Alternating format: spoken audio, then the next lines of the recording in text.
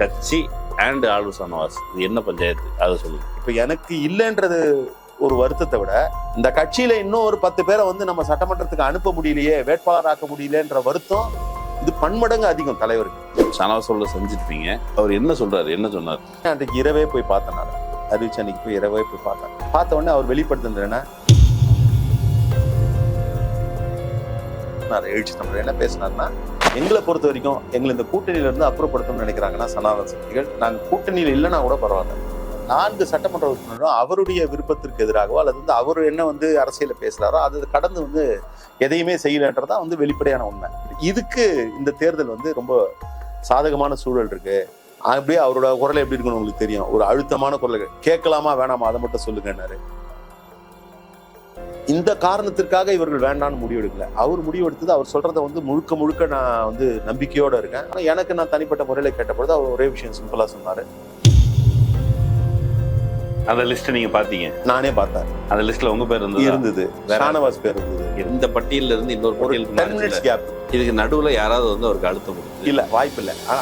அவருக்கு அழுத்தம் கொடுத்து அதுக்கு வாய்ப்பு, இன்னும் பிறர் அழுத்தம் கொடுத்து ஆளூர் ஷானவாஸோட பேரையோ உங்க பேரையோ இல்ல திட்டமிட்டு நீக்கணும் இல்ல. நிச்சயமா இல்ல. தலைவர் நம்ம கிட்ட வந்து ஒரு வார்த்தை சொல்லிருக்கலாமே, டிஸ்கஸ் பண்ணிருக்கலாமே, இல்ல சொல்லிருக்கலாமே, நம்மளை வந்து இந்த மாதிரி மற்றவங்களுக்கு வாய்ப்பு கொடுக்கறதுக்கான ஒரு சூழல் இருக்கு, அதனால நீங்க எதிர்பார்க்காதீங்கன்னு சொல்லியிருக்கலாமே. டிஸ்கஸ் பண்ணலையா? எப்படி டிஸ்கஸ் பண்ணுவாங்க? இது தலைவரோட டிஸ்கிரிப்ஷன். இப்போ உங்களுக்கு உங்களுக்கு என்னென்ன வேணும்னு வேணா கேட்கலாம். முதல் தலைமுறை பட்டதாரி போல இது முதல் தலைமுறை அரசியல்வாதிகள். அவங்கள்ட்ட சில குற்றம் குறைகள் பிழைகள் இருக்கும். இவங்களை விட்டுட்டு நான் யார்கிட்ட போய் அரசியல் பண்றது? கட்சியை வந்து இந்த அளவுக்கு வளர்த்து கொண்டு போய் நிற்கக்கூடிய நிலையில கூட பல நேரங்களில் கட்சிக்கு உரிய அளவில் வந்து அங்கீகாரத்தை பெற முடியாத காரணம் வெறுமனே பொலிட்டிக்கல் சிச்சுவேஷன் இல்லை, இங்கே இருக்கக்கூடிய சோசியல் சிச்சுவேஷன்றது அது வந்து ஒரு பெரிய ரோல் பிளே பண்ணுது. உங்க கட்சியில இருந்து போன ஆதவர்ஜுன் அவர்கள் தாவேக்காக்கு போனதுக்கு பிறகும் உங்க கட்சி மேல ஒரு விடாத அப்சஷன் போல, திருமணம் நல்லா இருக்கிறாரா, திருமணம் கூட்டணியில் கவனிக்கிறாங்களா அப்படிங்கிற மாதிரியான ஒரு ஆதங்கம். அவரோட ஒரு ரிலேபிலிட்டி இல்லாத ஒரு ஆளுன்றதுனால அதை வந்து அக்கறையா நம்ம பார்க்க முடியாது. நீங்க விஜய் கட்சியை கூட வந்து நடிகர் கட்சின்னு சொல்லணும்னா அவரை வச்சுதான் நடிகர் கட்சின்னு நம்ம சொல்லணும். விஜய் வச்சு சொல்லணும். ஆதவர்ஜுனா தான் அந்த நடிகர்.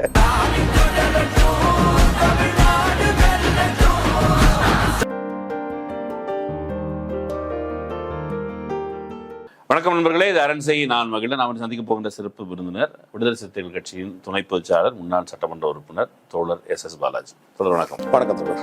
நிறைய விடுதலை சிறுத்தைகள் அபிமானிகள், திராவிட முன்னேற்ற கழக கூட்டணி அபிமானிகள் அல்லது அந்தந்த கட்சியினர், இவங்க எல்லாரும் மத்தியிலையும் திருமா என்ன முடிவெடுப்பார் அப்படிங்கிறது, கூட்டணி இறுதியாகிறதுக்கு முன்னாடி, கூட்டணி இறுதியானதற்கு பின்னர், அதுக்கு பிறகு வேட்பாளர் அறிவிப்பில் நடந்த அந்த ரிவிஷன் மாற்றம், இது வந்து ஆக்சுவலி அவரே ஒரு மையப்பொருளாக தொடர்ந்து இயங்கி வந்திருக்கிறார் என்றாலும் கூட இந்த கடைசி 2-3 செய்திகள், ஆளூர் ஷானவாஸ் அவர்களுக்கு திரும்ப போட்டியிட வாய்ப்பு வழங்காதது, உங்களுக்கு திரும்ப போட்டியிட வாய்ப்பு வழங்காதது, அவரே தேர்தலில் போட்டிடுறது, இது எல்லாத்தையும் திரும்ப வந்து ஸ்டேபிள் அல்ல அல்லது கண்ட்ரோல் இல்லை, யாரோ ஒருத்தங்க இயக்குறாங்க அல்லது ப்ரெஷருக்கு அடிபணிஞ்சிட்டாரு இப்படின்னு நிறைய சமூக வலைதளங்களில் கருத்தாளர்கள், எழுத்தாளர்கள் அப்படிங்கிறவங்க நிறைய எழுதுறாங்க. உண்மையில யார் திருமாவுக்கு இவ்வளோ ப்ரெஷர் போடுறது? 2016 மக்கள் நல கூட்டணிக்கு பிறகு 2019 நாடாளுமன்ற தேர்தலில் இந்த கூட்டணி அமைஞ்சுது. அதில் குறிப்பாக என்னென்னா, இந்த கூட்டணி அமைவதற்கான அடித்தளமாக வந்து எது இருந்ததுன்னா, அந்த சட்டமன்ற தேர்தல் முடிந்த பிறகு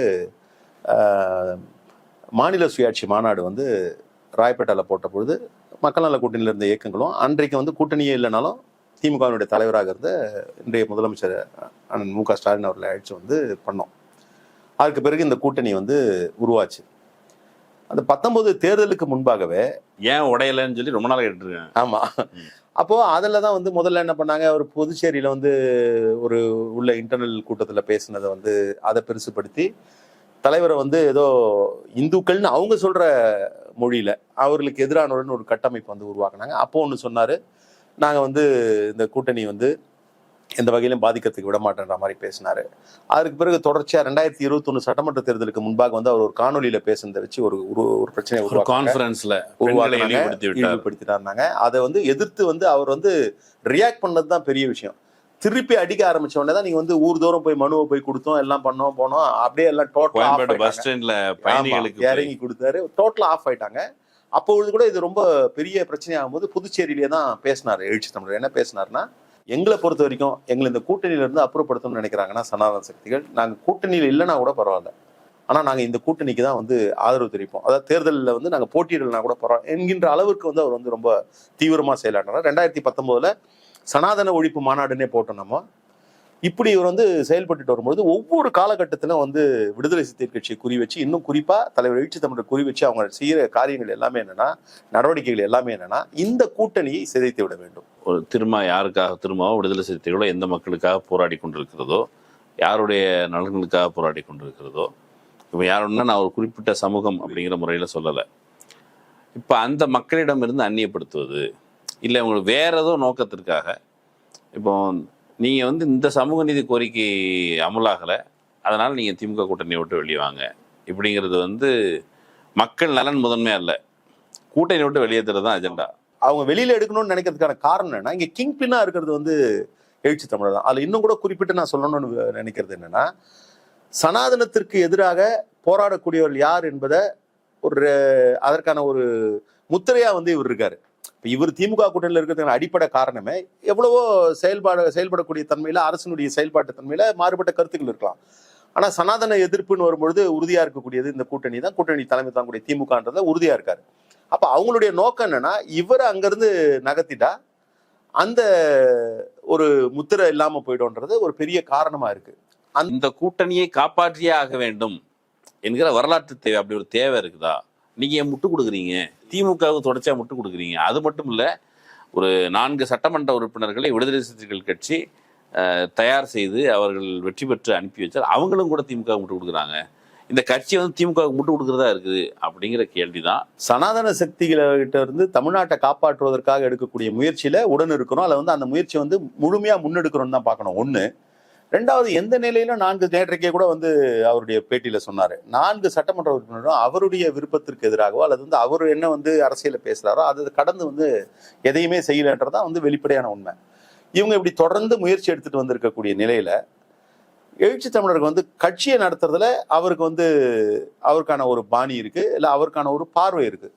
அந்த பார்வையின் அடிப்படையில் தான் இன்றைக்கு வந்து வேட்பாளர் பட்டியல் வெளிப்பட்ட பொழுது அதில் வந்து அவர் சில மாற்றங்களை, ஒரு சில திருத்தங்களை வந்து பண்ணி இன்னைக்கு வந்து 3 பேருக்கு வாய்ப்பில்லை என்கின்ற ஒரு முடிவு எடுக்கிறார். இப்போ இந்த முடிவு எடுத்த உடனே என்ன பண்ணாங்க, ஃபர்ஸ்ட் என்ன பண்றாங்க, அதுக்கு முன்னாடி வரைக்கும் அவரையே வந்து நீங்க சொன்னது மாதிரி திமுகவுடைய முட்டு இல்ல வந்து திமுகவுக்கு வந்து ஆதரவா செயல்படுற சட்டமன்ற உறுப்பினர் எல்லாத்தையும் வெளிப்படையா வந்து செய்தியாளர் சந்திப்புல வந்து அவரை வந்து எப்படி வந்து செய்தியாளர்கள் வந்து யாரையுமே அந்த மாதிரி பண்ண மாட்டாங்க, எந்த தலைவரிடத்திலும் அந்த மாதிரி பேசாதவங்க எல்லாம் கூட வந்து பேசி பார்த்தாங்க. அப்படியெல்லாம் பேசினவங்க அது உண்மையா இருந்ததுன்னா, இவங்க சொல்ற மாதிரி இந்த சட்டமன்ற உறுப்பினர்கள் வந்து திமுகவுக்கு ஆதரவான நிலையில இருந்தாங்கன்னா அவர் ஏன் நடவடிக்கை எடுக்க போறாரு? ஒண்ணு. சரி, அப்ப அவர் நடவடிக்கை எடுத்திருக்காருன்னா அப்ப அவங்களுடைய மொழியிலேயே என்னன்னா, அப்ப அவர் திமுகவுக்கு எதிராக செயல்படும். அப்ப இது எவ்வளவு பெரிய முரண்றது உண்மை இல்ல, அப்படியே விட்டுடலாம் அந்த முரணை. ஒரு பக்கம் இஸ்லாமியர்களை வந்து புறக்கணித்து விட்டார் அப்படிங்கிற ஒரு பொருளையும், இப்போ நான் தலித்துன்னு வரும்பொழுதும் அதுவும் எஸ்எஸ்பால கொடுக்க வேண்டியது தானே, அவர் 5 வருஷம் எம்எல்ஏ வந்திருக்கிறாரு. இப்படி சில கருத்துக்கள் சமூக வலைதளங்களில் உங்கள் மீது அக்கறை பொழிந்தபடி இருந்தன ஒரு 2 நாளா. அதை பத்தின உங்களுடைய மதிப்பீடு என்ன? நீங்க இதுல தலித்து நான் தலித் என்று பார்ப்பதை விட கட்சியில பாடுபடக்கூடிய அல்லது கட்சியினுடைய நலனுக்காக முன்னெடுக்கக்கூடிய செய்கைகளை யார் யார் செய்யறாங்களோ அவங்களுக்கான ப்ரையாரிட்டியா தான் அதை நம்ம பார்க்கணும். ஆனா இதுல என்ன ஒரு அடிப்படை உண்மைனா, ஒரு நேரத்துல விடுதலை சிறுத்தைகள் கட்சிக்கு பொது தொகுதியே கொடுக்க மாட்டோம், இல்ல பொது தொகுதி கொடுத்தா அது வந்து கன்வெர்ட் ஆகாதுன்னு ஒரு கற்பிதம் இருந்தது. ஆனா அந்த கற்பிதத்தை வந்து உடைக்கக்கூடிய ஒரு நிலை வரும்னு எழுச்சி தமிழர் நம்பினாரு. 2011 2 சட்டமன்ற தொகுதி வாங்கினோம் திமுக கூட்டணியில. அப்ப நான் வந்து சோழிநல்லூர்ல போட்டிக்கிட்டேன், உளுந்தூர்பேட்டையில மறைந்த முகமது யூசுப் போட்டிக்கிட்டார். மக்கள் நல கூட்டணியில நிறைய பேர் நின்னோம். இந்த தேர்தலில் 2 பொது தொகுதி வாங்கின பொழுது 11 என்ன வந்ததுன்னா, நாம கேட்டு விருப்பப்பட்டு வாங்கின பொது தொகுதி இல்லை சோழிநல்லூர். அன்றைய சூழல்ல எல்லா இயக்கங்களும் பண்றதுதான், எல்லா தலைமை தாங்கக்கூடிய அரசியல் இயக்கங்கள் வலுவான தொகுதி கொஞ்சம் கொடுத்தா போட்டியிடுறதுக்கு வந்து ஏதுவால் அது தொகுதி 2 கொடுப்பாங்க. அந்த மாதிரி கொடுக்கப்பட்ட தொகுதி தான் அது. இருந்தாலும் ஜெயிச்சிகோ இருந்தாலும் இந்த முறையும் அப்படிதான். இந்த முறை வந்து சட்டமன்ற தொகுதியில் கேட்கின்ற பொழுது 2021 நாங்க வலியுறுத்தி கேட்டது நாகையும் மயிலமும். ஒரு கட்டத்துல 2021 நான் பேசுறது, ஒரு கட்டத்துல என்ன ஆச்சுன்னா நாகை மயிலம் ரெண்டுத்துல ஒன்று தான் தர முடியும்னு ஒரு முடிவு எடுக்கிறாங்க.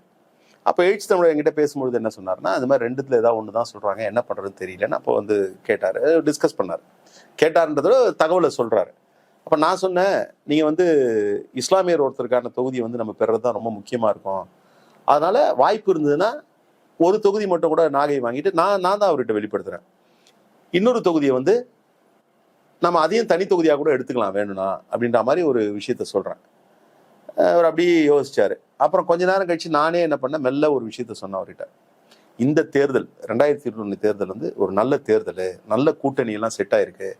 நாம வந்து ஒரு விஷயத்த தொடர்ந்து முன்னெடுக்கிறோம். பொது தொகுதியில வெற்றி பெறணும். இதுக்கு இந்த தேர்தல் வந்து ரொம்ப சாதகமான சூழல் இருக்கு. இந்த முறை நம்ம அதை சக்சஸ் பண்ணிட்டோம்னா அடுத்தடுத்து பொது தொகுதி இல்லை கொடுக்க மாட்டோன்ற சூழலே வராது அப்படின்னு நினைப்பாங்க அப்படின்னு. அது தலைவருக்கு வந்து ஒரு பொறி தட்டுச்சு.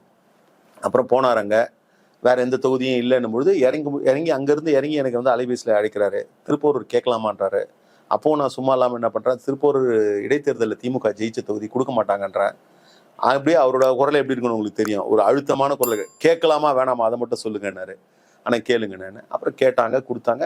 அப்போ கூட நாகையோ திருப்பூரூரோ நீங்க பார்த்தீங்கன்னா தெரியும், இப்போ கூட எல்லாமே அப்படியே பதிவில் இருக்கோம். யாருமே நாங்கள் வெற்றி பெறுவோம்னு சொல்லவே இல்லை. வெற்றி பெறுவதற்கான வாய்ப்பு இருக்குன்னு நாகை கூட சொன்னாங்க. திருப்பூர்லாம் அப்படிப்பட்ட ஒரு சூழலே இல்லைன்ற மாதிரி தான் சொன்னாங்க. விடுதலை சிறுத்தைகள் கட்சியில் ஒரு நான் தலித் வேட்பாளராக தீர்மானிக்கப்பட்டது. அதன் பின்பு களத்திற்கு போய் வெல்வது அப்படிங்கிறது அது ஒரு ஈஸி டாஸ்காக இருந்துச்சா, அல்லது கிரவுண்டுக்கு போய் மக்கள்கிட்ட பேசும் பொழுது? அது வந்து மிகப்பெரிய ஒரு சேலஞ்சு தான். நான் தான் ரொம்ப யதார்த்தமாக சொல்லுவேன், மற்றவங்களாம் ஜெயிச்சு சாதனை படைக்கணும், நான் வெற்றி பெற்றதே ஒரு சாதனை தான் சொல்லுவேன் நான். ஏன்னா இங்கே இருக்கக்கூடிய இத்தனைக்கும் இந்த தொகுதி வந்து சென்னையை ஒட்டி இருக்கக்கூடிய ஒரு தொகுதி. நீங்கள் எந்த மாதிரியான பிரச்சாரங்கள் முன்னெடுக்கப்படும் இருக்கு. இப்போ நீங்கள் ஒரு பக்கம் வந்து தேர்தல்னாலே வந்து நீங்கள் வந்து எந்த இயக்கமாக இருந்தாலும் கேஸ்ட் ஓரியன்டாக தான் எலெக்ஷன் வந்து இந்த நடைமுறையில் ப்ராக்டிக்கலாக இருக்கும். இப்போ நான் வந்து விடுதலை சிறுத்தைகள் கட்சியுடைய வேட்பாளர்.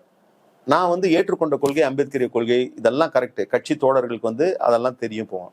ஆனால் எளிய மக்களாக இருக்கவங்க ஒரு ஐடென்டிட்டியில் வந்து ஒன்று சேர்றவங்க இருக்காங்கல்ல, ஈஸியாக ஐடென்டிஃபை பண்ணி ஜாதி தான் இந்தியாவை பொறுத்த மட்டும். அப்போ அங்கே என்ன வந்து முட்டுனா, சரி இவர் விடுதலை சிறுத்தைகள் கட்சி, ஆனால் இவரோட ஐடென்டிட்டின்றது ஒரு முட்டுக்கட்டையாக வந்து இங்கே வந்து நிற்குது.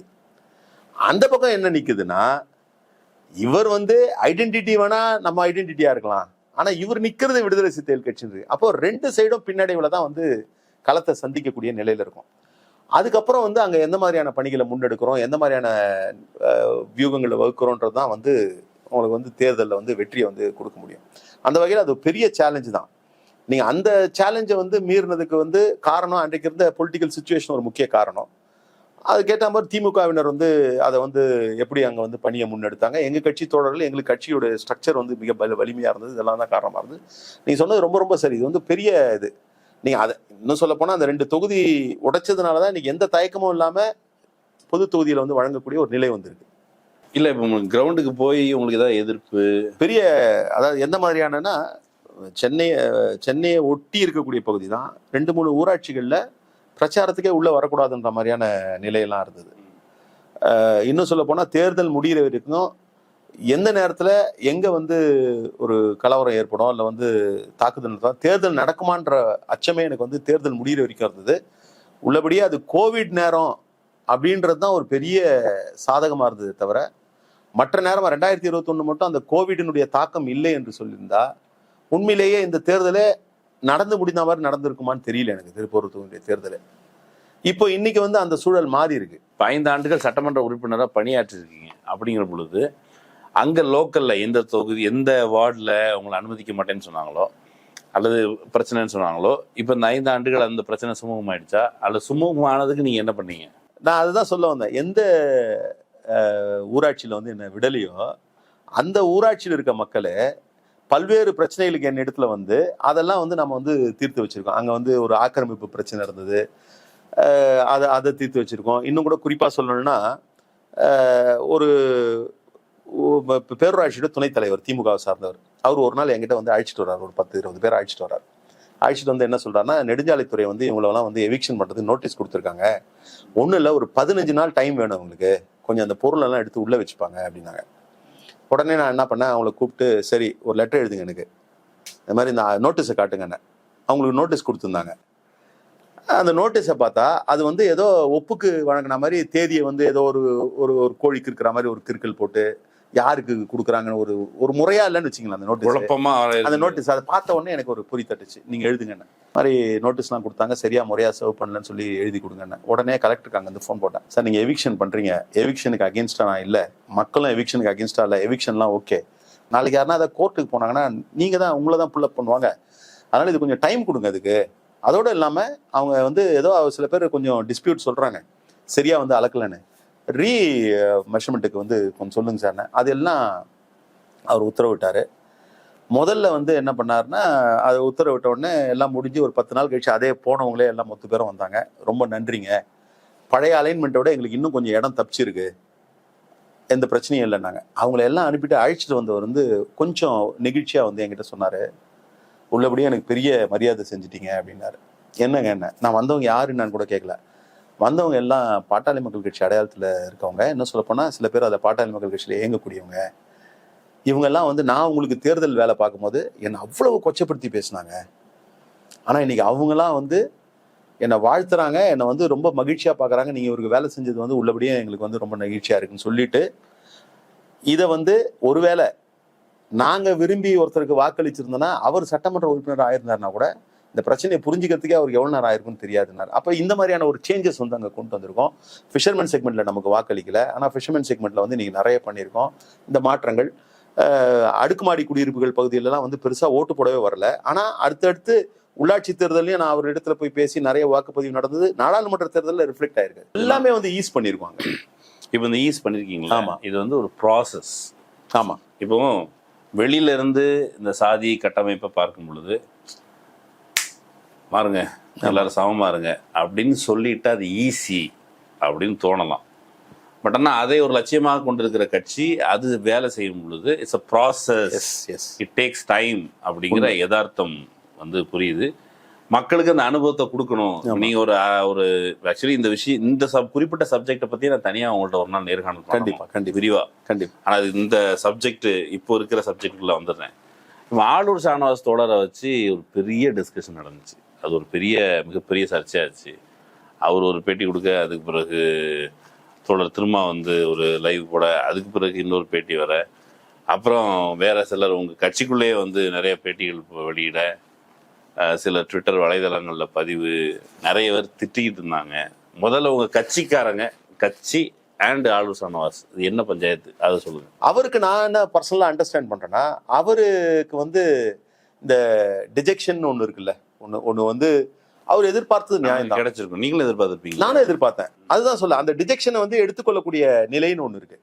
இப்போ எனக்கு வந்து நான் இன்னும் கூட குறிப்பாக சொன்னால் தலைவருக்கே தெரியும். என்னோட சின்ன வயசுல இருந்து எங்க அப்பா பலமுறை வந்து திராவிட முன்னேற்ற கழகத்தில் வந்து போட்டியிடறதுக்கு வாய்ப்பு கேட்டு அது கிடைக்காம இரண்டாம் தலைமுறை அவர் எப்படி டிஜெக்ட் ஆனார்ன்றதை பார்க்கக்கூடிய வாய்ப்பு எழுச்சி தமிழருக்கே இருந்ததுனால தான் முறை எனக்கு 2011 அவர் எனக்கு வாய்ப்பு கொடுக்கும்போது இந்த வார்த்தையை சொன்னார். உங்க அப்பாவோட இருந்து ஒரு சீட்டு கிடைக்கிறது எவ்வளவு கஷ்டன்றதை பார்த்துருங்க, அதுக்காக அப்பா எவ்வளோ கஷ்டப்பட்டார்ன்றது எனக்கு தெரியும், அப்பாக்காக நான் கடமைப்பட்டிருக்கேன், அந்த வகையில தான் உனக்கு இந்த வாய்ப்பை கொடுக்குறேன், ஒரு விஷயம் மட்டும் வரக்கூடாது, உனக்கு வாய்ப்பு கொடுத்தது தப்பு, முயற்சி எடுக்கல இவன் அப்படின்ற கெட்ட பேர் எனக்கு வராம பார்த்துக்கோன்னாரு. ஏன்னா அந்த கஷ்டத்துக்காக சொல்றேன். அப்ப எனக்கு வந்து நான் வந்து அதை வந்து இயல்பா பார்த்தாலும் எனக்கு கஷ்டமா இருந்தாலும் இதை தாங்கி தான் ஆகணும். இப்ப நமக்கு வந்து ஒரு உடல்நிலை இதுவா இருக்கு, ஏதோ ஒன்று போட்டு ஏத்துறாங்க, வலிக்கும் தான், நல்லா ஆகணுமே உடம்பு அப்படின்ற அது வந்து அவருக்கு அதுக்கு அந்த மாதிரியான ஒரு இதுக்கு வந்து டோன் ஆகலன்னு தான் நான் நினைக்கிறேன். வெளியில ஒரு சிலர் பேசிட்டு இருந்தாங்கல்ல, இப்போ வந்து திருமாவுக்கு இது ஒரு நோக்கம் இருக்குது, அப்புறம் வந்து ஆளூர் ஷானவாஸுக்கு ஒரு நோக்கம் இருக்குது, கட்சிக்கே ஒரு தனியா ஒரு நோக்கம் இருக்குது, அப்புறம் இது செல்ஃப் எடுக்காது அவ்வளவுதான் இப்படி பேசினாங்கல்ல. அதெல்லாம் பார்க்கும்போது இப்போ நீங்க ஷானவாஸோட செஞ்சிருப்பீங்க, அவர் என்ன சொல்றாரு, என்ன சொன்னார்? அன்றைக்கு அறிவிக்கப்பட்ட அன்றைக்கு இரவே வந்து நான் ஒரு ஆன்டிசிபேட் பண்ணேன். என்ன ஆன்டிசிபேட் பண்ணேன்னா, அவர் தொடர் பாபு வந்து அவர் வந்து கொஞ்சம் ஒரு ப்ரொஃபஷனலான ஒரு ஆள், அவரும் அதுக்கான ரியாக்ஷன் இருக்கும், அவர் வந்து கூட கொஞ்சம் வேற மாதிரி பார்த்துக்கலாம், இவர் வந்து இவரோட மனநிலை எப்படி இருக்குன்றது வந்து எனக்கு வந்து ஒரு ஊகம் இருந்தது, கொஞ்சம் இவர் டிஸ்டர்பன்ஸ் வந்து வேற மாதிரி இருக்குமோன்ட்டு. உடனே அன்றைக்கு இரவே போய் பார்த்தேன், நான் அறிவிச்சு அன்னைக்கு போய் இரவே போய் பார்த்த உடனே அவர் வெளிப்படுத்துனா, தலைவர் நம்ம கிட்ட வந்து ஒரு வார்த்தை சொல்லியிருக்கலாமே, டிஸ்கஸ் பண்ணியிருக்கலாமே, இல்லை சொல்லியிருக்கலாமே, நம்மளை வந்து இது மாதிரி மற்றவங்களுக்கு வாய்ப்பு கொடுக்கறதுக்கான ஒரு சூழல் இருக்கு அதனால நீங்க எதிர்பார்க்காதீங்கன்னு சொல்லியிருக்கலாமே. டிஸ்கஸ் பண்ணலையா? இது தலைவரோட டிஸ்கிரிஷனரி பவர். உங்களுக்கு உங்களுக்கு என்னென்ன வேணும்னு வேணா கேட்கலாம். இந்த டிஸ்கிரிஷனரி பவர் அப்படி வந்து ஒரு பொறுப்பு தலைவர் அவர் முடிவு எடுக்கலாம். He is the one who decides அப்படிங்கிறது கட்சியில் இருப்பவர்களுக்கு சரியாக விளக்கவோ அப்படி எதுவும் விளக்கப்படலையா? விளக்கப்படலைன்றதை விட இது இந்த கட்சியில் இருக்கக்கூடிய தோழர்கள் வந்து நீங்க வந்து தலைவரே சொல்ற மாதிரி தொடர்ச்சியா வந்து அரசியல் களத்துல வந்து செயல்பட்ட குடும்பங்கள்ல இருந்தோ இல்ல வந்து செயல்பட்ட நிலையில இருந்தோ வந்தவங்க இல்லை. அதனால அவங்களுக்கு வந்து அது கன்வே ஆகிறதுல வந்து ஒரு இது இருக்கலாம். இன்னொன்னு முக்கியமான புள்ளி, அவர் தோழர் ஒரு நாள் பேசும்போது, நான் இது வரைக்கும் எந்த அரசியல் தலைவர்கிட்ட இது கேட்கல, முதல் தலைமுறை பட்டதாரி போல இது முதல் தலைமுறை அரசியல்வாதிகள், அவங்கள்ட்ட சில குற்றம் குறைகள் பிழைகள் இருக்கும், இவங்களை விட்டுட்டு நான் யார்கிட்ட போய் அரசியல் பண்றது, இட்ஸ் அ ப்ராசஸ் அப்படின்னு சொன்னாரு. இப்போ நீங்க சொல்றது அப்படியே அது இன்னைக்கு அந்த கற்பின்ற ப்ராசஸ் தான் இவர் வந்து பண்ணிட்டு இருக்காரு 30 ஆண்டு காலம். ஆமா, நீங்க வந்து ஒரு ஃபோரம்ல வந்து எல்லாரையும் பொலிட்டிசைஸ் பண்றது அவ்வளோ எளிதான விஷயம் இல்லை. நீங்க ஒண்ணும் இல்லை, உங்களுக்குள்ள நடந்திருக்குதா? கட்சிக்கு வந்ததுல பெரிய அளவில் நடந்திருக்கு. நான் என்னோட இயல்பெல்லாம் வந்து நிறைய மாற்றம் ஏற்பட்டிருக்கு. என்னை சுற்றி இருக்கக்கூடியவங்களாம் சொல்றாங்க நிறைய மாற்றம். இப்போ இதுக்கு நான் ரியாக்ட் பண்ணதே வந்து தலைவர்கிட்ட வந்து பார்த்த ஒரு மாற்றம் தான். இப்போ டிஜெக்ஷன், ஏன் டிஜெக்ஷன் பத்தி நான் பேசுறேன், அவரோட டிஜெக்ஷன்ஸ் நீங்க சிந்திச்சு பாருங்க. நீங்க கட்சியை வந்து இந்த அளவுக்கு வளர்த்து கொண்டு போய் நிற்கக்கூடிய நிலையில கூட பல நேரங்களில் கட்சிக்கு உரிய அளவுல வந்து அங்கீகாரத்தை பெற முடியாத காரணம் வெறுமனே பொலிட்டிக்கல் சிச்சுவேஷன் இல்லை, இங்க இருக்கக்கூடிய சோசியல் சிச்சுவேஷன்றது அது வந்து ஒரு பெரிய ரோல் பிளே பண்ணுது. அது வந்து நம்ம புரிஞ்சுக்கிட்டா நம்ம வந்து அவருக்கு இருக்கக்கூடிய வலி தெரியும், நமக்கு அவருக்கு இருக்கக்கூடிய சிரமம் தெரியும். சும்மாவே சொல்றவன் சொல்லலாம், நீங்க போய் அவங்கள போய் இது இவ்வளவு சீட்டு வாங்கிட்டு வந்துடுறது தானே, அவ்வளவு சீட்டு வாங்கிட்டு வந்துடுறது தானே, இது பண்றது தானே, அது பண்ணது அவங்க மிரட்டுறாங்க. மிரட்டுறதுன்றது யாரும் வந்து வாய் வார்த்தை, மிரட்டுவது சமூகம். கரெக்டா தான் சொன்னீங்க. அதனால அந்த ஸ்ட்ரக்சர்ல தான் வந்து உங்களுக்கு வந்து போய் லாக் ஆகுறாங்க. சொசைட்டி மோர் டெமோக்ராட்டிக் ஆயிருந்தா, ஆமா, விடுதலை சிறுத்தைகளுக்கு அந்த 8 சீட்டு அப்படிங்கிறது இல்லை, அது இன்னும் அதிகமாக 10 சீட்டோ 15 சீட்டோ 20 சீட்டோ. எல்லா கட்சிக்கும் வந்து அவங்களுடைய கட்சியினுடைய வலிமை, கட்சியினுடைய நன்மதிப்பு, இதை வச்சு வந்து அவங்களுக்கான சீட்ஸ் வந்து ஒதுக்குறாங்க. விடுதலை சிறுத்தைகள் கட்சிக்கு அந்த அளவுக்கு எண்ணிக்கையை ஒதுக்குனா சமூகத்தில் இருக்கக்கூடிய ஒரு சாரருடைய எதிர்ப்பை சந்திக்க வேண்டி இருக்குமோ அப்படின்னு ஒரு கருத்து உருவாக்கம் இங்க இருக்கு. ஒரு சார கூட்டணியிலே கூட எதிர்ப்பு எல்லாமே, நீங்க எல்லா இயக்கங்கள், இது வந்து நீங்க ஒரு விஷயத்த நம்ம ஒத்துக்கணும். நீங்க ஒரு பார்ட்டியினுடைய ஐடியாலஜி, பார்ட்டியினுடைய முன்னெடுப்புன்றது வேற, அந்த பார்ட்டியில் இருக்கக்கூடியவங்க செயல்படக்கூடியவங்களுடைய செயல்பாடுன்றது வேற. நீங்க வந்து திமுக வந்து சமூக நீதி அரசியல் பேசுது அப்படின்றது உண்மை, திமுக காரர்கள் எல்லோருமே சமூக நீதி பேசுறார்கள்ன்றது வந்து இட் இஸ் நாட் ரியாலிட்டி. இது எல்லாருக்குமே பொருந்தும் இல்ல. வெகுஜன அரசியல் நான் சொல்றேன், இடதுசாரிகளுக்கும் பொருந்தும்.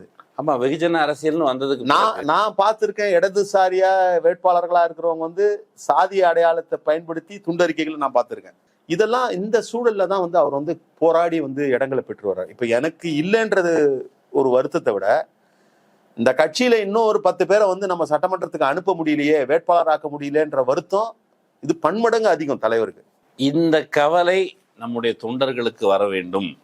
ஆனால் வேற ஒரு கவலை வருது. ஃபார் எக்ஸாம்பிள், எனக்கு ஆளூர் சானவாஸ்க்கோ அல்லது உங்களுக்கோ வந்த கவலை இருக்குல்ல, ஐயோ நம்ம மீண்டும் சட்டமன்ற போல ஆயிருக்கலாமே அப்படிங்கிறது வந்து ஒரு அநியாயமான ஒரு கவலை கிடையாது. ஆமா, தப்பு இல்லை. ஆமா, அவனை எதிர்பார்க்க கூடாது. தனிப்பட்ட விருப்பம் கூட. நீங்க வந்து சட்டமன்ற உறுப்பினர் ஆகிறத வந்து கைவிடணும், அப்படி ஆசைப்படவே கூடாது அப்படின்னு சொல்ல முடியாது. Quite natural. பட் ஆனால் இந்த சமூக வலைதளங்கள்ல நடந்து கொண்ட அந்த ரியாக்ஷன்ஸ் பத்தி நீ ஆலோசனை சொல்லிட்டு பேசுனீங்க இல்லையா, அவர் என்ன சொன்னார்? இப்போ நாம வந்து என்ன தொடர் முன்னெடுத்தோம், அவர் சொன்னது நாம என்ன தொடர் முன்னெடுத்தோம், தலைவர் என்ன அரசியல் பேசினாரோ அது நேற்றைக்கு தலைவர் பேசினார், என்ன அரசியல் பேசினாரோ தலைவர் என்ன நிலைப்பாடு எடுக்க சொன்னாரோ அதுதானே நம்ம எடுத்தோம். இன்னும் கூட சொல்ல போனா தலைவரை தொடர்பு கொள்ள முடியாத நேரத்தில் சில நேரங்களில் சட்டசபையில் திடீர்னு ஏதாவது ஒரு பிரச்சனை வரும். அந்த பிரச்சனையில் வரும்பொழுது எப்படி ரியாக்ட் பண்றதுன்றது வந்து தலைவரோட வழிகாட்டுதல் தேவை. ஆனா தலைவரோட வழிகாட்டுதல் கிடைக்கிறதுக்கு ரொம்ப கடினமா இருக்க சூழல தலைவர் என்ன முடிவு எடுப்பார்ன்றது தெரிஞ்சுக்கக்கூடிய அளவுக்கு தான் நம்ம வந்து செயல்பட முடியும். அப்படியெல்லாம் செயல்பட்டு இருக்கோம். இது வந்து இப்படி வந்து ஒரு கட்டமைப்பு பண்றாங்களே, அது இந்த கட்டமைப்பு பண்ணாம இருந்திருக்கணும், நடக்காம இருந்திருக்கணும்னா ஒருவேளை தலைவர் நம்ம கிட்ட முன்னாடியே பேசியிருந்தா கூட, இல்ல வந்து உங்களுக்கு வந்து கன்சிடர் பண்றோம், வாய்ப்பு சிரமமா இருக்குன்ற மாதிரியான வெளிப்படுத்தினாங்க. ஆனா தலைவருக்கு என்ன நெருக்கடினா, அவர் வந்து உள்ளபடியே ரொம்ப ஒரு பேத்தட்டிக்கான ஒரு லீடரா தான் நான் பாக்குறேன். ரொம்ப ஒரு கொடுமைக்கு இருக்கக்கூடிய ஒரு தலைவராக தான் நான் பாக்குறேன். வேற எந்த தலைவருக்கும் இல்லாத நெருக்கடி அவருக்கு. ஆனா அது வந்து இயல்பா இந்த கட்சியினுடைய ஒரு ஸ்ட்ரக்சர். நீங்க எந்த தலைவரையும் நேரடியா போய் கட்சியினுடைய அடுத்தடுத்த நிலையில ஒரு மாவட்ட செயலாளர் ஒரு கட்சி தலைவரை நேரா போய் பார்க்க முடியாது. முகாம்ல இருக்கவங்க நேரா வந்து, அதே மாதிரி இவருடைய பார்வையும் சமூக நீதி பார்வைன்றது இவர் வந்து ஒரு பாலிசி வைஸ் ஐடியாலஜி கிடையாது. அது வந்து ஒரு கம்ப்ளீட் ஐடியாலஜி அவருக்கு. இப்போ ஒரு முகாம் செயலாளர் வந்து எனக்கு வந்து எம்எல்ஏ சீட்டு வேணும்னு சொல்றதும் அவருக்கு அந்த கோரிக்கையும் அவருக்கு ஒண்ணுதான். கட்சியினுடைய துணை பொதுச் செயலாளரோ பொதுச் செயலாளரோ எனக்கு எம்எல்ஏ சீட்டு வேணுன்ற கோரிக்கையும் ஒண்ணுதான். 2 பேர் கோரிக்கையும் அவர் எந்த நிலையில இருந்து பார்ப்பாருன்னா, அவர்களுடைய நிலையில இருந்து இவங்க 2 பேர் கேட்கறதும் சரிதான். அப்ப இதுல யாரு எப்படி பார்க்கக்கூடிய ஒரு தலைவர். அப்ப அவருக்கு இன்னொன்னு என்னன்னா, கட்சியில வந்து கடந்த காலங்கள்ல வந்து உஞ்சை அரசுன்னு முதன்மை செயலாளர் இருந்தார், பாவரசு இருந்தார் முதன்மை செயலாளர். பாவரசு இப்பதான் தவறி இழந்தோம் நாங்க. அவர் உஞ்சை அரசன் வந்து ஒரு பெரிய குஷனா இருந்தார். என்னன்னா, பல நேரங்கள்ல வந்து கட்சியில் இருக்கக்கூடிய விருப்பங்கள், கட்சியில் இருக்கக்கூடிய செயல்பாடுகள் இதெல்லாம் வந்து தலைவருக்கு சொல்லக்கூடிய நிலையில இருந்தார். அவர் இந்த தேர்தல் போது இல்லாதது ஒரு பெரிய குறையா. ஆமா, அவர் 3 வருஷம் ஆயிடுச்சு. அவர் நம்ம அரண்சைக்கு வந்திருக்கிறாரு. ஆமா, இப்ப எனக்கே வந்து நான் தலைவரோட எவ்வளவுதான் நெருக்கமா இருந்தாலும் எனக்கே வந்து ஒரு கிருஷ்ணா ஒரு கனெக்டிங் பாயிண்ட் ஆகுதா இருப்பாரு. சமயங்கள்ல தலைவரே வந்து நான் என்ன நினைக்கிறேன்றது அவர்கிட்ட கேட்பாரு. என்கிட்ட கேட்கறது கூட இது பண்ணிட்டு அவர்கிட்ட கேட்பாரு, உஞ்சியாரை கூப்பிட்டு கேட்பாரு, என்ன நினைக்கிறான் என்ன கேட்கறான் அப்படின்னு. அப்போ அந்த மாதிரியான சூழல்ல வந்து அவர் வந்து ஒரு ப்ரெஷர்ல ஆனாரு. அவர் முடிவெடுக்கும் பொழுது இந்த காரணத்திற்காக இவர்கள் வேண்டான்னு முடிவெடுக்கல. அவர் முடிவெடுத்தது, அவர் சொல்றதை வந்து முழுக்க நான் வந்து நம்பிக்கையோட இருக்கேன். அவர் வந்து என்னன்னா, எல்லாருக்குமான வாய்ப்பு கொடுக்கணும். எல்லாருக்குமான வாய்ப்புன்னும் பொழுது இஸ்லாமிய செக்மெண்ட்ல ஒருத்தருக்கான வாய்ப்பு கொடுக்கணும். எனக்கு நான் தனிப்பட்ட முறையில கேட்ட பொழுது அவர் ஒரே விஷயம் சிம்பிளா சொன்னாரு, நான் வந்து உன்னை வந்து அதுல வந்து ஒரு ப்ராஸ்பெக்டான கேண்டிடேட்டா பார்த்தேன், அதுல வந்து மாற்றம் கிடையாது. இன்னும் சொல்ல போனா நான் வந்து முதல்ல மனதில் வச்சிருந்தேன், எழுதி வச்சிருந்தேன். அந்த லிஸ்ட் நீங்க பாத்தீங்க? நானே பார்த்தேன். அந்த லிஸ்ட்ல உங்க பேர் இருந்தது, ஷானவாஸ் பேர் இருந்தது. அப்போ வந்து திட்டமிட்டு பெரிய குளத்துல அறிவிக்கப்பட்ட வேட்பாளரும் இருக்காரு, இன்னொருத்தர் பேரும் இருந்தது. ஓகே, அப்போ வந்து அவர் திட்டமிட்டு, நிச்சயமா இல்ல ஆளூர் ஷானவாஸோட பேரையோ உங்க பேரையோ இல்ல திட்டமிட்டு நீக்கணும் இல்ல, ஒரு மல்டிபிள் லேயர் ஆஃப் டிஸ்கஷன்ஸ் அவரோட மைண்ட்லயே. இந்த பட்டியலில் உங்கள் பெயரும் ஆளூர் ஷானவாஸோட பெயரும் இடம்பெற்றிருந்த அந்த தருணத்திலிருந்து அந்த பட்டியல் மாறுச்சுல, இந்த பட்டியல இருந்து இன்னொரு பட்டியலுக்கு மாறுச்சுல, இந்த பட்டியல் இன்னொரு பட்டியல் மாறுச்சுல, இதுக்கு நடுவுல யாராவது வந்து அவருக்கு அழுத்தம் கொடுத்து, இல்ல வாய்ப்பு இல்ல, அவருக்கு அழுத்தம் கொடுத்து, அதுக்கு வாய்ப்பு இன்னும் பிறர் அழுத்தம் கொடுத்து, எனக்கெல்லாம் சீட்டு இப்ப அவருக்கு வந்து மக்கள் நல கூட்டணியில கொடுத்தாரு ஷானவாஸ்க்கு. அப்ப திமுக சொல்லியா கொடுத்தாரு. 2011 எனக்கு பெருசா யாருக்கும் தெரியவே தெரியாது, யாருக்குமே தெரியாது. அப்ப திமுக சொல்லியா கொடுத்தாரு. அப்ப என்னதாங்க யாருதாங்க சொல்றது? இப்போ நிறைய சொல்லணும்னா நிறைய சமூக வலைதளங்கள் பொதுவா இது வந்து இன்னார் பிரஷர் கொடுக்க, அது நடக்குது, இது நடக்குது, இவர் திமுக வந்தவங்க, ஆமா அதனாலதான் இது நடந்துருச்சு அப்படிங்கிற நரேஷன் எங்க இருந்து வருது? இது எல்லாமே என்னன்னா திமுக கூட்டணியை டீஸ்டபிளைஸ் பண்றதுக்கான முயற்சி தானே தவிர, இது எங்களை காழ்ப்புல தள்ளணும் இல்ல வந்து எங்க மேல வந்து சேரு வாரி இறைக்கணுன்றதை விட, அந்த சேரு வாரி இறைப்பதற்கான அடிப்படை காரணம் டிஎம்கே ஸ்டெபிளைஸ் பண்ணணும். டிஎம்கே ஓட் பேங்க் எப்படி ஸ்டெபிளைஸ் பண்ண முடியும்? கூட்டணியில விடுதலை சிறுத்தை கட்சி இருக்கு. விடுதலை சிறுத்தைகள் கட்சி கூட்டணியில இருக்கும்போது விடுதலை சிறுத்தை கட்சியுடைய ஓட்டு டிஎம்கேக்கு டிரான்ஸ்பர் ஆக போகுது. டிரான்ஸ்பர் ஆகிறது தடுக்கணும். அப்ப தடுக்கணும்னா யாரை வில்லனா நிறுத்துறது? திமுகவே வில்லனா நிறுத்தினாதான் முடியும்னு ஒரு முயற்சி பண்ணி பாக்குறாங்க. அதற்கெல்லாம் வாய்ப்பே இல்லை. ஆனா அவங்க முயற்சி. நீங்க கட்சிக்காரங்க அந்த கூட்டணியில இருக்கிறீங்க, வாய்ப்பு இல்லை அப்படின்னு சொல்றீங்க. நான் அந்த அண்டர்ஸ்டாண்டிங்கை நான் வந்து அது டிஸ்பியூட்டுக்குள்ள போல. ஆனா பிரச்சனை இப்போ இந்த கூட்டணியில வாக்குகள் டிரான்ஸ்ஃபர் ஆகணும். இப்போ புதிய கண்டஸ்டன்ட் இந்த ஃபேக்டர்ஸ் எல்லாம் வந்திருக்கும் பொழுது இந்த கூட்டணி கட்டுக்கோப்பாக இருப்பது அப்படின்னா, நாம சொல்றது பிஜேபி அதிமுக கூட்டணி ஆட்சிக்கு வரக்கூடாது அப்படிங்கிறதுக்கு முக்கியமானது. இந்த லைன்ல இருக்கிற கருத்தாளர்கள், பாஜக அதிமுக கூட்டணி வரக்கூடாது அப்படின்னு லைன்ல இருக்க கருத்தாளர்கள், அவங்க இந்த சமூக வலைதளங்கள்ல கருத்தை சொல்லும் பொழுது எவ்வளோ ரெஸ்பான்சிபிளாக இருக்கணும். அவங்க வந்து ஆக்சுவலி உங்கள் கட்சி மேலே கடுப்பில் சொல்லலை, அக்கறையில் சொல்வதாக கருதி கொண்டு தான் சொல்கிறார்கள். திமுக கூட்டணி மேலே கடுப்பில் இந்த கூட்டணி உடஞ்சி போகணுங்கிற கருப்பில் சொல்ல, அக்கறையில் சொல்வதாக தான் சொல்கிறார்கள். இல்லை என்னன்னா, யார் வேணா எதை வேணா பேசலாம், ஊக்கம் செய்யலான்ற மாதிரியான ஒரு நிலையில வந்து பேசுறதெல்லாம் வந்து ஜீரணிக்கவே முடியல. நீங்க என்ன ஒரு காமெடினா, நான் ரொம்ப நாளா ஊடகத்தில் இருக்கிறாங்க, இல்லை வந்து நாங்கள் வந்து ஊடகத்தில் வந்து இப்போ தான் ஒன்று போடுறாங்களே, என்னது மூத்த ஊடகவியலாளர் அப்படிலாம் வந்து போடுறாங்க. அவர் சொல்கிறாரு, ஷானவாசும் பாலாஜியும் கட்சியை வந்து கடத்திக்கிட்டு போகிறாங்கன்னாரு. இதெல்லாம் வந்து என்ன ஒரு மூத்த ஊடகவியலாளர்னு அவருக்கு ஏதாவது ஒரு சோர்ஸ் இல்லாமல், இப்போ வந்து நெருப்பு இல்லாமல் புகையாது அப்படின்னு சொன்னாங்களே, அப்போ அவருக்கு ஏதாவது சோர்ஸ் இருக்கணும்ல. சோர்ஸ் அப்படின்ற அந்த வார்த்தைக்கு நீங்கள் எப்படி வேணால் பொருள் கொடுத்துக்கலாம். அது வந்து ஒரு தகவல்ன்றது மட்டும் இல்லை சோர்ஸு. உங்களுக்கு தேவையானவற்றை கொடுக்கறதும் சோர்ஸ் தான். அந்த சோர்ஸ் அடிப்படையில் இந்த தகவல் ஏதுன்றது தான் தகவலாக இருக்கணும்னு அவசியம் இல்லை. அவங்க சொல்ற சோர்ஸ் வேற ஏதாவது கூட அவங்களுடைய தேவையாக கூட இருக்கலாம் அந்த சோர்ஸ். அதனால ரிசோர்ஸாக கூட இருக்கலாம் அவங்களுக்கு. அதனால அப்படிதான் நான் பார்க்கிறேனே தவிர இது வந்து ரொம்ப பாதிப்பை வந்து ஏற்படுத்தும். அவங்களோட நோக்கம் ரொம்ப ரொம்ப சிம்பிள். இதை வந்து எப்படியாவது இந்த அலையன்ஸ் வந்து டிஸ்டர்ப் பண்ணணும். இது வந்து எல்லா வகையிலும் எல்லா கரண்ட்டையும் வந்து பார்த்துட்டு வந்துடுச்சு. இப்போ தேர்தல் வரைக்கும் வந்துடுச்சு. இது வந்து இப்படியே போச்சுன்னா அவங்க சொல்ற மாதிரியே அந்த 200க்கு மேல வந்து வந்துடுமா, அதில் வந்து ஏதாவது பிரேக்ஸ் போடணும் அப்படின்றது எடுக்கிற முயற்சி தான் இந்த முயற்சியாக நான் பார்க்குறேன். அதாவது நீங்க வந்து உள்ளபடியே வந்து எழுச்சி தமிழரை வந்து நாங்கள் நேசிக்கிறோம், இந்த சமூகத்தை நாங்கள் நேசிக்கிறோம், அந்த சமூகத்தினுடைய மேம்பாட்டுக்காக அவர் பாடுபடுறாரு, அதனால் நாங்கள் கருத்துக்கள் சொல்றோம்னா நீங்க உள்ளபடியே நீங்க வந்து இந்த ஸ்ட்ரக்சருக்குள்ள வரணும். அதான் நீங்க சொன்னது மாதிரி அமைப்பாத்தணும். இதுல இன்னொரு பிராக்டிக்கலா ஒரு விஷயத்தை நீங்க பார்த்துருக்க கூட, ரொம்ப ஐடியாலஜி பேசுறாங்கல்ல. இப்ப நீங்க ஒருத்தர் அம்பேத்கர் ரைட்டு அப்படின்னு ஒருத்தர் சொல்லிக்கிறாருன்னா அவர் யாருன்னா இவங்க என்ன நினைக்கிறாங்கன்னா, அம்பேத்கரை பற்றி வாசித்து அம்பேத்கர் பேசுனதெல்லாம் சொல்லி அம்பேத்கரை கோட் பண்ணி அம்பேத்கருடைய வாழ்க்கை இது இல்ல அம்பேத்கர் ரைட். ஒன் லைன்ல அம்பேத்கர் வந்து ஒரு ஜனநாயகவாதியா இருக்கணும், ஜனநாயகம் வேணும்னாருன்னா அதை நீங்க நடைமுறையில பிராக்டிஸ் பண்றவங்க தான் அம்பேத்கர் ரைட். ஆனா இங்க என்ன நடக்குது அப்படின்னா, அம்பேத்கரை பத்தி பேசுறவங்க, அம்பேத்கர் ரைட்னு கிளைம் பண்றவங்க, இவங்க எல்லாருமே வந்து நடைமுறையில வந்து அவர் சொன்ன அடிப்படையை வந்து ஃபாலோ பண்ணாம இருக்காங்க. எனக்கு வந்து அது அவருடைய எழுத்துக்கள் முழுமையா படிச்சவனா இருக்க மாட்டேன், பேச்சுக்கள் முழுமையா கேட்டவனா இருக்க மாட்டேன், இல்லை வந்து அதையும் வாசிச்சவனா இருக்க மாட்டேன். ஆனா எனக்கு ஒண்ணு தெரியுது, அவர் வந்து எல்லாரும் மனிதனா பிறந்தவன் எல்லாரும் சமம்னு நினைக்கிறாரு அப்படின்னு எனக்கு தெரியுது.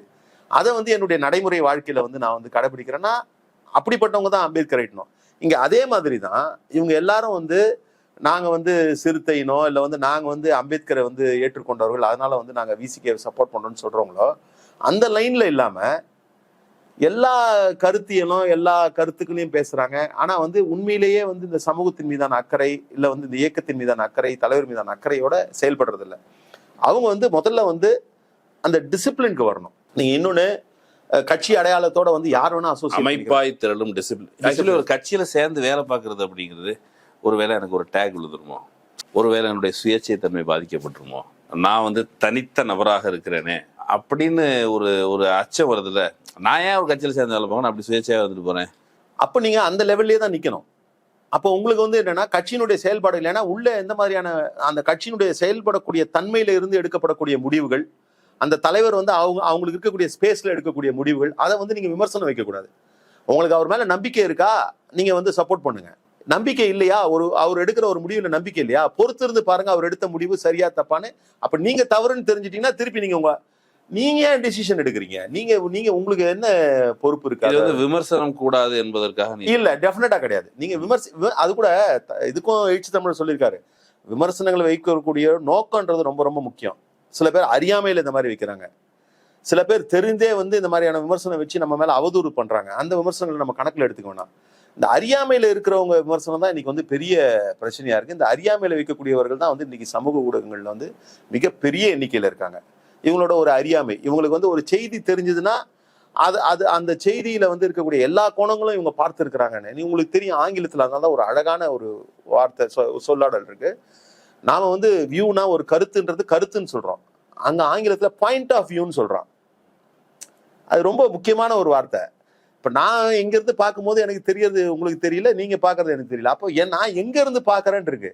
அப்போ உண்மையிலேயே நான் எடுத்த முடிவை நீங்க வந்து முடிவை டிசைட் பண்ணணும்னா என்னோட நிலையில இருந்து என் பாயிண்ட் ஆஃப் வியூல இருந்து பார்த்தாதான் உங்களுக்கு தெரியும். ஒரு பொலிட்டிக்கல் லீடர் பாயிண்ட் ஆஃப் வியூல இருந்து பார்த்தாதான் தெரியும்.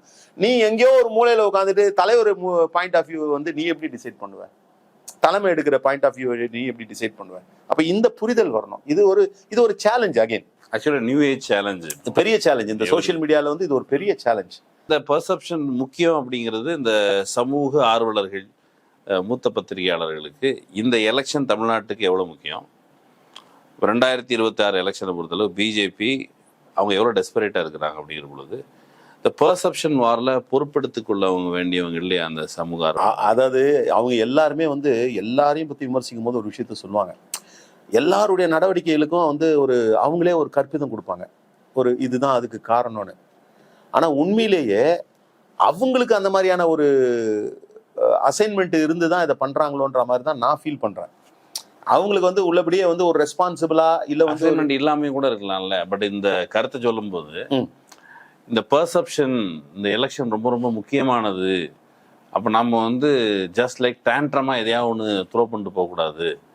அது நமக்கு ஒரு பொறுப்பு இருக்கு, நமக்கு ஒரு லைம்லைட் கிடைச்சிருக்குல்ல, அவர் லைம் லைட் வச்சு கண்டதை பேசிட்டு போறதா? அதுதான் நடைமுறையில் அப்படிதானே இருக்கு. அந்த லைம் லைட்ல வச்சு கண்டது. இன்னொன்னு நீங்க உங்களுக்கு தெரியும், அது என்னன்னா பொதுவாகவே வந்து ஒரு விஷயத்தை இயல்பாவே ஒரு விஷயத்தை வந்து கொண்டு போய் நீங்க வந்து பொதுவெளியில வந்து வச்சீங்கன்னா அதுக்கு பெரிய வரவேற்பு இருக்காது. இப்போ நம்ம சினிமாலாம் வந்து நீங்க நாளைக்கே சிந்திச்சு பாருங்க, நடைமுறை வாழ்க்கையில என்னென்ன நடக்குதோ அதை தான் அப்படியே வந்து ஒரு கதையில பிக்சரைஸ் பண்ணி கொடுத்தாங்கன்னா யார் பார்ப்பா? அதுக்கே படமாக போகணும், பார்க்க போறேன். அது மாதிரிதான் இப்ப ஆயிடுச்சு. இவங்களுக்கு வந்து என்னன்னா மக்களும் வந்து இவங்க சொல்றது எல்லாத்தையும் ஏத்துக்கிறாங்கன்னு இவங்க நினைச்சாங்கன்னா இவங்களை விட வந்து அறியாமையில இருக்கவங்க யாரும் இல்லைன்னு நினைக்கிறாங்க. நல்ல கதை சொல்லி கதை எடுத்து அவ்வளவுதான். நல்ல கதை சொல்லுவாங்க, நல்லா கதை சொல்லுவாங்க. நல்ல கதை சொல்றது இல்ல, நல்ல விஷயம் எதுவும் சொல்றது இல்ல, நல்லா சொல்லுவாங்க. அவர் துரோகம் பண்ணாரு, அவங்க என்ன இப்படி எல்லாம் பண்ணிட்டாங்க அப்படி தெரியுமா அவங்களுக்கு, அவங்க இப்படி போய் பார்த்தாங்க, அப்படி இப்படிலாம் பேசினாதாங்க வந்து வியூஸ் வந்து போட்ட நிமிஷத்துல வந்து இத்தனை மில்லியன் வியூ அத்தனை மில்லியன் வியூன்னு வரும். அப்ப அதை நம்பியும் இருக்குல்ல. இது ஒரு கமர்ஷியல் ஆஸ்பெக்ட் இதுல ஓடிட்டு. நான் சோசியல் மீடியா மொழியில சொல்லணும்னா விடுதலை சிறுத்தைகள், திருமாவளவன், இந்த தமிழ்நாடு எலெக்ஷன் 2026 பொறுத்தளவுக்கு அவர் எப்பவுமே அவருடைய பேரு டேக் சொல் திருமாவளவன் போட்டா அல்லது டேக் திருமாவளவன் போட்டா டேக் விசிகேன்னு போட்டா ட்ரெண்ட்லேயே தான் இருக்குது, சப்ஜெக்ட் ஆஃப் டிஸ்கஷன்லேயே தான் இருக்குது. அப்படிங்கும்போது அது கிளிக் பைட்லேயே பயன்படத்தக்க ஒரு கட்சியாக இருக்கிறது அப்படிங்கிறது சோசியல் மீடியா காலத்தில். Social media activism, social media பிரசன்ஸ்ன்றது ஒன்று. இன்னைக்கு பொலிட்டிக்கல் பார்ட்டிஸ்னா ஐடி விங் பார்ட்டிசிபேஷன் இல்லை ஐடி விங் ரோல் ஒன்று வச்சிருக்காங்க. ரெண்டுத்துக்கும் வேறுபட்ட நிலை என்னன்னா, இப்போ உங்களை மாதிரி இருக்கவங்க ஆர்கானிக்காக வந்து நம்ம வந்து பண்ணுறோம் போகிறோம். இப்போ சோஷியல் மீடியா ப்ரெசன்ஸ் பார்த்தீங்கன்னா விசிகோட ப்ரெசன்ஸ் ரொம்ப அதிகமாக இருக்குது. ஆனால் இந்த ஐடி விங் சைடில் வந்து வெரி ஹானஸ்டாக பார்த்தீங்கன்னா எங்களுக்கு அதுக்கான ரிசோர்ஸஸ் இல்லை. ஏன்னா நீங்கள் சோஷியல் மீடியா பார்ட்டிசிபேஷன் வந்து கேடர் ஸ்ட்ரென்த் இருந்தால் சோஷியல் மீடியா பார்ட்டிசிபேஷன் இருக்கும். கேடரே இல்லைனா கூட உங்களுக்கு பொருளாதார ரீதியாக வலிமை இருந்ததுன்னா ஐடி விங்கு ஸ்ட்ரென்தனிங் பண்ணலாம். அவங்களோட வேலைக்கு இவங்களோட வேலைக்குன்னா, நான் வந்து ஒரு பதிவு போடுறேன், நான் கேடர், இவ்வளோதான் எங்கள் கட்சியால் முடியும். ஆனால் நான் போடுற பதிவு என்னையே அறியாமல் இந்த கட்சிக்கு கேடு விளைவிக்கும், இந்த கூட்டணிக்கு வந்து கேடு விளைவிக்கும்னா உடனே என்னுடைய இதை எடுத்து போஸ்ட் எடுத்து எவ்வளோக்கு எவ்வளோ வைரல் ஆக்க முடியுமோ அதை ஆக்கி பதிவு போட்ட ஆளுக்கும் கட்சிக்கும் வந்து எந்த வகையிலையும் வந்து பெரிய ரிலேஷன்ஷிப்பே இருக்காது. ஆனா இது வந்து ஒரு பெரிய ஏதோ அந்த கட்சியிலேயே வந்து தலைமையில இருக்கிற ஒருத்தர் சொல்லிதான் போட்டாருன்ற மாதிரி லெவலுக்கு கொண்டு போய் விடுறாங்கல்ல. இதெல்லாம் தான் வந்து இன்னைக்கு வந்து பெரிய ஒரு சேலஞ்சா இருக்கு. அதனாலதான் வந்து என்ன சில பல நேரங்கள்ல இந்த மாதிரி கட்சியிலேயே வந்து புரட்சிகரமான கருத்து சொல்றோம், இல்ல கட்சியை வந்து என்ன சொல்றது, கட்சியை வந்து ரிஃபைன் பண்ற கருத்து, சீர்திருத்துற கருத்து சொல்றோம்னு நினைச்சிட்டுலாம் பேசுறாங்கல்ல, அதை இவங்க கையில எடுத்துடுறாங்க. உங்க கட்சியில இருந்து போன ஆதவர்ஜுன் அவர்கள் தாவேக்காக்கு போனதுக்கு பிறகும் உங்க கட்சி மேல ஒரு விடாத அப்சஷன் போல, திருமாவளவன் நல்லா இருக்கிறாரா, திருமாவளவன் கூட்டணியில கவனிக்கிறாங்களா அப்படிங்கிற மாதிரியான ஒரு ஆதங்கம். பாருங்க, திருமாவளவனை கவனிக்கல அல்லது கவனிச்சாங்க ஒழுங்காக கவனிக்கல. ஒரு பக்கம் விஜய் பேசும்போது இது வந்து கல்லாப்பெட்டி கூட்டணிங்கிறாரு, இன்னொரு பக்கம் ஆதவர்ஜுனா வந்து தொடர்ச்சியா திருமா மீது ஒரு தனிப்பட்ட அன்பு இருப்பதாக சொல்லிக்கிட்டே இருக்கிறாரு. அது அன்பு தானா அது பாவுலாவா? அவர் வந்து அவரோட நோக்கம் என்னன்னு தெரியும். அவர் வந்து இந்த கட்சியில வந்த பொழுதே வந்து இப்போ நீங்க இன்னைக்கு ஒரு நரேட்டிவ் செட் பண்ணியிருக்காங்க இல்லையா, இந்த நரேட்டிவை முதல் செட் பண்றதுக்கான அடிப்படையை வந்து களத்தையே வந்து அவர் தான் அமைச்சிருக்காரு. நீங்க நல்லா கவனிச்சு பாருங்க, அவர் கட்சியில இருக்கும்போது என்ன இந்த நாள் வர்றதுக்கு வேர் அந்த நாள்ல இருக்குது. உண்மை அப்படிதான் நான் பாக்குறேன். அது வந்து அவர் எதுக்காக செஞ்சாரு, எப்படி செஞ்சாருன்றதெல்லாம் விட அது வந்து அப்படிப்பட்ட ஒரு நரேட்டிவ் வந்து செட் பண்ணாரு. உண்மையிலேயே தலைவர் மீது அக்கறை இருந்ததுன்னா நம்ம வரவேற்கலாம். ஆனா அந்த செயல்பாடுகள், ஏன்னா அவரோட ஒரு ட்ராக் பார்க்கும்பொழுது எதுலையுமே வந்து ஒரு மெய்த்தன்மை இல்லை. இப்ப வந்து அவரே கூட வந்து திமுகக்காக வேலை செஞ்சாரு, இல்ல திமுகல இருக்கக்கூடிய தலைமையில இருக்கவங்களோட நெருக்கமா இருந்ததுனால தான் தலைவரோட அவர் நெருக்கமானாரு. நீங்க அவருக்கு வந்து கட்சியில பொறுப்பு போட்ட பொழுது கூட வந்து அவர் போய் சிஎம் போய் பார்த்து வாழ்த்து வாங்கிட்டு வந்தார். விடுதலை சிறுத்தை கட்சியில துணை பொதுச் செயலாளர் ஆனதுக்கு வந்து அவர் போய் சிஎம் போய் வாழ்த்து வாங்கிட்டு தான் வந்தாரு.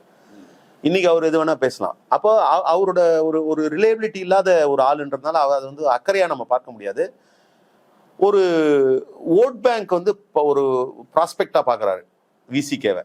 இப்போ எங்க போனாலும் ஏதோ விசிகே மேல பெரிய அன்பு இருக்க மாதிரி காட்டுறதுனா இது ஒரு அரசியல் தந்திரன்ற தேர்தல் வாக்கு தந்திரமா தான் நான் பாக்குறேன். நான் நீங்க விஜய் கட்சியை கூட வந்து நடிகர் கட்சின்னு சொல்லணும்னா அவரை வச்சுதான் நடிகர் கட்சின்னு நம்ம சொல்லணும். விஜய் வச்சு சொல்லணும். ஆதவர்ஜுனாதான் அந்த நடிகர். ஓகே, அவரும் வருமானத்தை விட்டு வந்திருக்கதான் சொல்றாரு. கெரியரோட உச்சத்துல இருந்த போது வருமானத்தை விட்டு வந்தேன்னு அவரும் சொல்றாரு. நீங்க வருமானமே வந்து தொழில் செய்யறவங்க எல்லாருக்கும் தெரியும். நீங்க வந்து வருமானமே பார்க்கக்கூடிய ஒரு ஆளு, வருமானத்தின் அடிப்படையில் செயல்படக்கூடிய ஒரு ஆட்கள் யாரும் வந்து ஒரு வருமானத்தை விட்டுட்டு வரும். நீ கூட பாத்தீங்கன்னா தொழில் செய்யறவங்க பாத்தீங்கன்னா, வியாபாரம் பண்றவங்க பாத்தீங்கன்னு வச்சுங்களேன், ஒரு வியாபாரத்தை முடிப்பாங்க. இப்போ சும்மா ஒரு ஒரு ஒரு பொருளை வாங்குறாங்கன்னு வச்சுங்களேன், வாங்கும் போது என்ன தெரியுமா சொன்னாங்க, ஏங்க எனக்கு இதுல லாஸுங்க இல்ல, இருந்தாலும் உங்களுக்காக வந்து இது நான் வாங்குறேங்க, நீங்கள் நானும் ரொம்ப வருஷமா தொழில் பண்ணிருக்கேங்க, இந்த தொழில் வந்து நம்ம வந்து இருக்கணும்ன்றது அந்த மாதிரியான ஒரு டைலாக் அது. அதை விட்டுட்டு வந்து இருக்கோன்றது வந்து எக்காரணத்தை கொண்டு தொழிலை பாக்குறவங்க, வருமானத்தை பாக்குறவங்க அந்த வருமானத்தை விட்டுட்டு வராங்கன்னா அதை விட கூடுதலா இருக்கிறதுக்கான வாய்ப்பு இருந்தாதான் வருவாங்க. இது ரொம்ப ரொம்ப இயற்கையான ஒரு விஷயம். சந்தானம் ஒரு படத்துல பின்ன என்ன அப்படின்னு சொல்லி இது கேட்பாரு. எனக்கு அந்த மாதிரி தான் வந்து வியாபாரத்தை விட்டுட்டு வந்திருக்க வேண்டிய அவ்வளவு அவசரமா இல்ல, ஒண்ணும் இல்ல, இங்க ஒண்ணும் யாரும் ஒண்ணும் அப்படி ஒண்ணும் வந்துதான் நீங்க வந்து எடுத்து வந்துதான் ரைட்டு. அந்த அளவுல நம்ம நேர்காணல் நிறைய செய்யலாம். எனக்கு இன்னுமே பேசிட்டு கொண்டு கலந்து கொண்டு உங்களுடைய கருத்துக்களை பயந்து கொண்டோம். நன்றி நண்பர்களே. இன்னொரு வாய்ப்பு சந்திக்கலாம். நன்றி.